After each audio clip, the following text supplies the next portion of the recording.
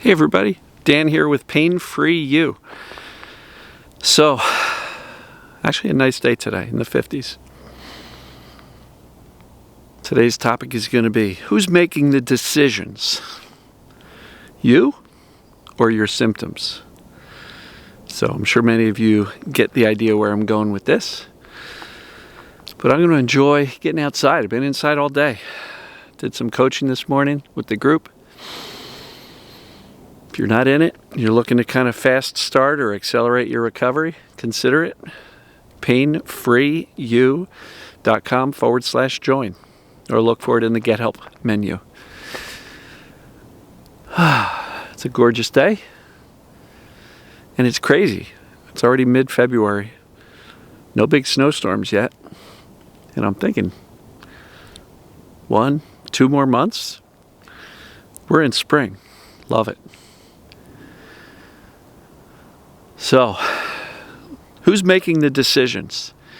You or your symptoms? So it's a really important question to ask, because for so many of us, the symptoms dictate everything. And look, a little bit of a caveat here. If you are in significant amount of pain or discomfort and your limitations are very severe, bedbound, housebound, very little movement, I do understand. And, this still applies to you, but, try not to convince yourself that Dan doesn't know what he's talking about because he doesn't have these symptoms and didn't experience it this bad, and I don't have the ability of making decisions because my symptoms won't let me. And so, all that said, regardless of your symptoms, who's running the show? Your symptoms or you? People will say, but I got no life. I've got no friends. I can't do anything. How am I supposed to go live your life, as Dan says? And I get it. It's really, really tough. But even if you're bedbound, you have a conscious choice and the free will to spend that time in bed either productively or not so much. What would be not so much? Wallowing in your symptoms, your despair, catastrophically thinking about how this is going to be the rest of your life, or you could start to envision a brighter future, one where you're not racked with symptoms, where you can possibly get out of bed. And one of my group coaching clients has only been in the program a few weeks, and since they started watching my videos and joined the group, they've been able to get out of bed and start moving around, start seeing friends again, start living their life again. So for anybody who is saying, this is not possible, it is. And I see it all the time. A number of the folks in my group program were bedbound, couchbound, eating 2 or 3 foods and now eating a much more full diet. Progress is being made. And it's not just the group. People watching the free stuff are getting better too. So please, this is not a hard sales pitch for the group. It's just the people I'm interacting with the most, and I get to hear their stories the most. So that's why I'm sharing many of these experiences with you. So who's making your decisions? Is it you or the symptoms? And there's lots of stories. People saying, I woke up, I was having a symptom type of day. Things were very colorful or sensational, as we like to joke. And they said, you know what? I'm going to get up. I'm going to go to the park anyway. I'm going to take my walk. I'm going to do X. I'm going to do Y. I'm going to do Z. And I kind of took the mindset like, okay, this is what I'm doing. Symptoms? If you want to come along, come on along. But this is what I'm doing. And inevitably, they had sensations while they were out walking or doing whatever they wanted to do. Yes, they did. But they were able to calmly reassure themselves and say, well, it's okay. I would have hurt at home, so I may as well hurt going out and doing things that are important. And inevitably, they come back from doing whatever they were doing, and 2 things happen. They have a sense of accomplishment, that they actually didn't let the symptoms stop them for once. And in many cases, and I hear this often, people say, you know what, my sensations actually came down a little bit. So how is that possible? Well, they reassured themselves they weren't doing anything dangerous. And they showed, more so than telling, because walking around saying, I'm safe, I'm safe, I'm safe, doesn't always do much, right? But they showed their brain that I'm unconcerned, I'm okay, because I'm going to go for a walk. And if you want to come with me, come on along. But by showing the brain that they're unconcerned, the brain goes, wow, they really must be okay, which is the opposite of perceived danger. So if you can start to take a leadership role of the decisions in your life, and look, there are times when symptoms are so severe, it's not an option.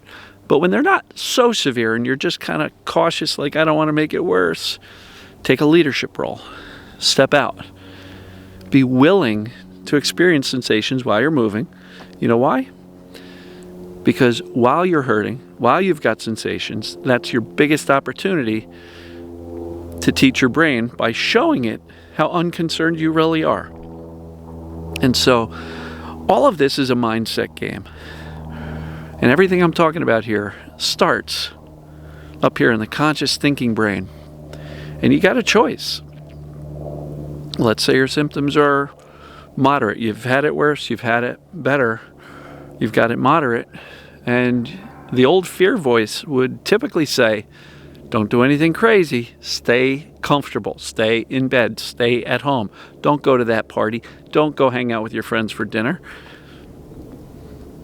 But what if you can start to make your own decisions instead of letting the symptoms themselves, and realistically the fear of the symptoms getting worse, what if you started to make decisions because you want to do something and you're not going to let the symptoms stop you?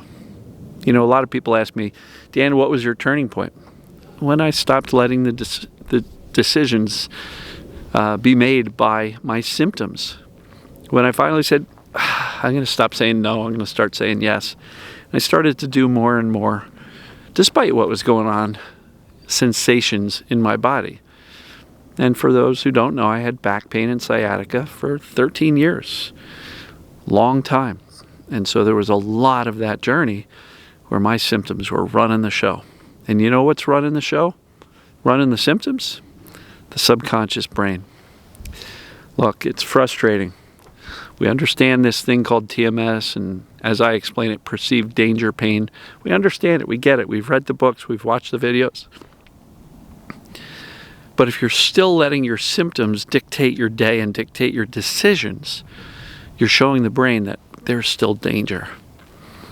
And perhaps maybe that's why, after a long time in understanding what TMS is, perhaps that's why your brain is still perceiving danger. You got to be willing to experience the symptoms in order to turn them off. We can't fix, I hate that word, we can't resolve and reverse these symptoms when we're not feeling them. We just can't, because the brain's going to say, all the brain learns in that case, let's say you can get comfortable laying down. You know what the brain learns there? Laying down is safe.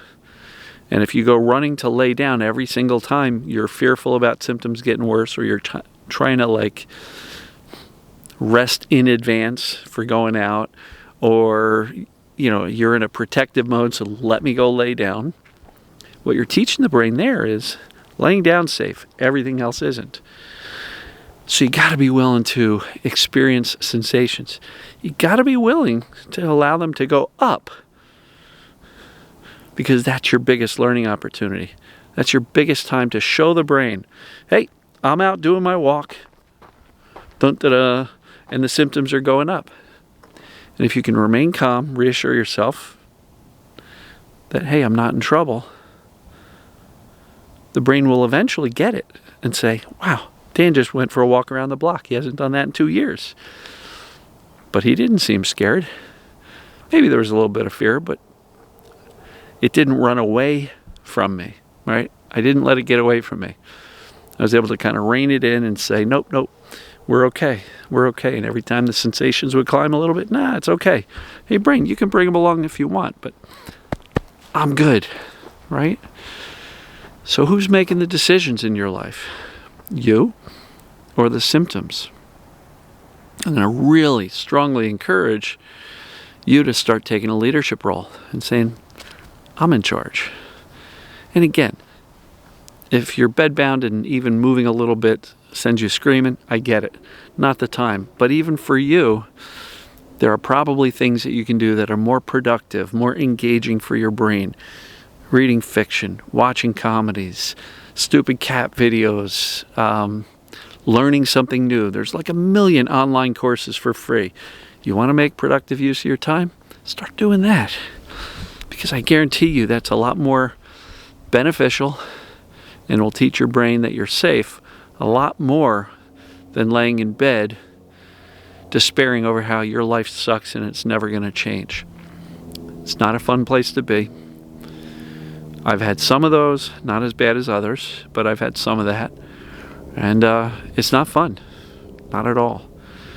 And so, super important to start making decisions and not letting the symptoms be an equal decision maker.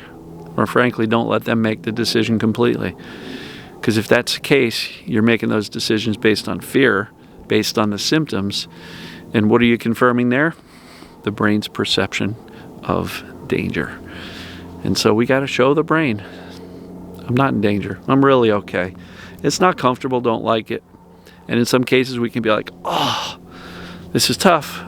But at the end of the day, there's no real danger. It's not a real threat.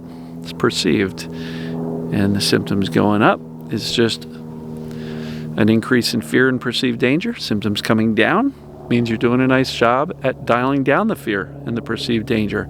Clarity matters so much. If you're uncertain, if you've got TMS or perceived danger pain, or you think your body's a problem, you got to get clear. You got to get clear.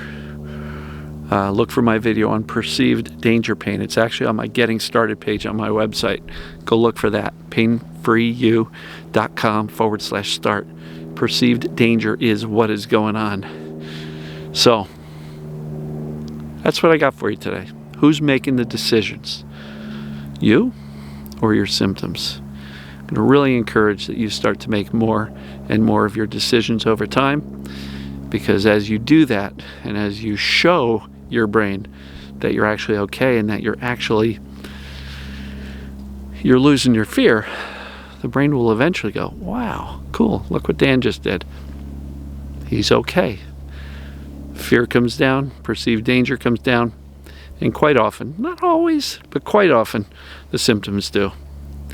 So that's the way forward, folks. This stuff works. And gonna wrap it up.